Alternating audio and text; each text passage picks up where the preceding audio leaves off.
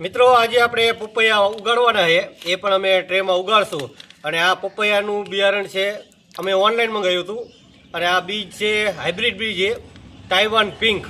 તો આને ઉગાડવા માટે સૌથી પહેલાં અમે આ કોકોપીટ છે તે ઉગાડી લેવાના છે.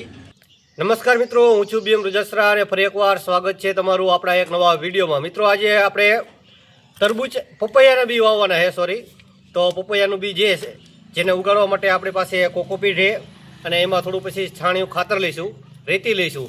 તો સૌથી પહેલાં તો આપણે કોકોપીટને આ રીતના ભાંગી લઈશું. અમે ઓનલાઈન આ પણ તૈયાર મંગાવ્યું હતું અને આ 5 કિલોનું પેકેટ છે. જોઈ લો, આમાં થોડું થોડું કરી અને અમે યુઝ કર્યું હતું. તો આમાં ધીરે ધીરે બધું લઈ લેવાનું છે અને પછી સરસ મજાનું ધોઈ નાખશું આને, જેથી કરીને આમાં કોકોપીટમાં જે ક્ષાર હોય તે નીકળી જાય. મિત્રો આપણે કોકોપીટ ધોઈ અને તૈયાર કરી નાખ્યું છે. જોઈ લો, સરસ મજાનું કોકોપીટ થઈ ગયું છે જે અમે ખાતર તરીકે યુઝ કરશું. તો આમાં અત્યારે માટી કે રેતી કંઈ પણ અમે ઉમેરતા નથી, ખાતર નથી નાખતા. 100% કોકોપીટથી અમે પપૈયાના બીજ ઉગાવવાના.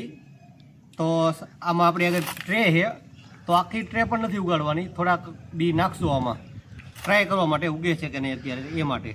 તો સૌથી પહેલાં તો ને આપણે આ ટ્રેમાં કોકોપીટ નાખી દેવાનું છે.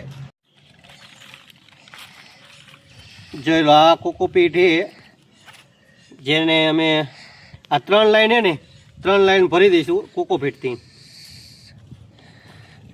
કારણ કે અમારી પાસે બિયારણ એટલું જ છે. અને પપૈયાનું બિયારણ છે તાઇવાન રેડ, એ પ્રકારની જાત હોય ને એ પ્રકારનું બિયારણ છે અમારી પાસે. જોવી કેટલા દિવસમાં ઉગે છે તે. બાકી આપણે જેટલા પણ ઝાડ ઉગાડ્યા એમાં સારું એવું રિઝલ્ટ મળ્યું છે. જોઈ લો, આ 3 લાઈન છે ને 3 લાઈનમાં આપણે કોકોપીટ અત્યારે નાખી દીધું છે. તો મિત્રો આ છે તાઇવાન રેડ પપૈયાના બીજ અમારી પાસે.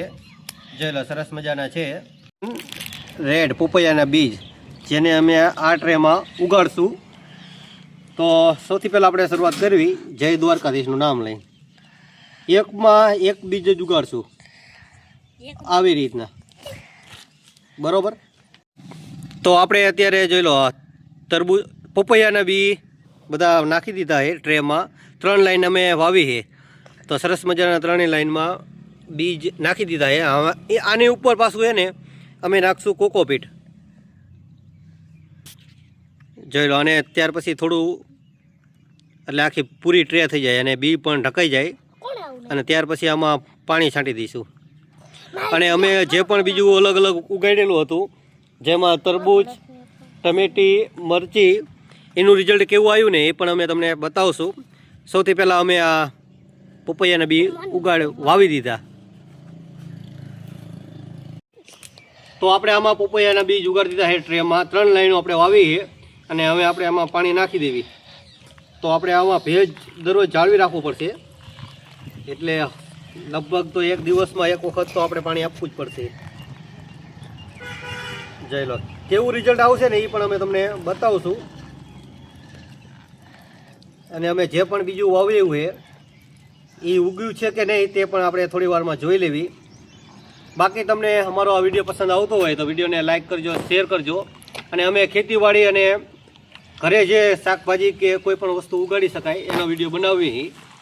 અને અમારી ચેનલ ઉપર તમે નવા હોય તો પણ ફોલો કરી દેજો અમને. જોઈ લો, સરસ મજાનું આપણે ટ્રેમાં પાણી પણ આપી દીધું છે અને હવે આપણે આ કેળના છાંયાને રાખી દઈશું. અને કેટલા દિવસમાં ઉગે છે ને એ પણ અમે તમને બતાવશું.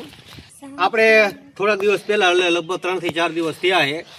તો 3-4 દિવસ પહેલાં જ પપૈયાના બીજ, પપૈયાના નહીં તરબૂચના બીજ આ ટ્રેમાં ઉગાડ્યા હતા. એમાં જોઈ લો, ઘણા બધા બી ઉગી ગયા છે ખાલી 3-4 દિવસમાં. એટલે લગભગ થોડાક જોઈ લો બાકી છે, એ તો ઉગી જાય છે લગભગ 1-2 દિવસમાં. એટલે સારું એવું પરિણામ મળ્યું છે આપણે આમાં તરબૂચમાં. અને આ છે ટમેટીનો, જો ટમેટીની ટ્રે છે એમાં પણ ઘણા બધા બીજ ઉગી ગયા છે અને હજી પણ ઉગતા આવે છે. આમાં પણ સારું એવું રિઝલ્ટ મળ્યું છે. લગભગ 15-16 દિવસ થયા છે ત્યારે ઉગ્યા છે, એટલે લગભગ 50%થી ઉપર તો ઉગી જ જશે. ત્યાર પછી આ છે મરચીનું. જોઈ લો, તો મરચીમાં કાલ લગી જ એવું હતું કે બી ઉગશે નહીં, છતાં પણ અમે પાણી પાયું. એને પણ 15-16 દિવસ થઈ ગયા છે. તો અત્યારે બીજ ઉગી ગયેલા છે, તો એમાં પણ હવે લગભગ આગળ ઉગી જવા પડે એવું લાગે. અને અત્યારે આપણે ઉગાડ્યું છે પપૈયાના બી તાઇવાન રેડ, તો એ પણ ક્યારે ઉગશે એ પણ અમે તમને બતાવશું. બાકી તમને વિડીયો પસંદ આવે તો વિડીયોને લાઇક કરજો, શેર કરજો, અને અમારી ચેનલ ઉપર નવા હોય તો અમારી આ ચેનલને સબસ્ક્રાઈબ પણ જરૂર કરી દેજો.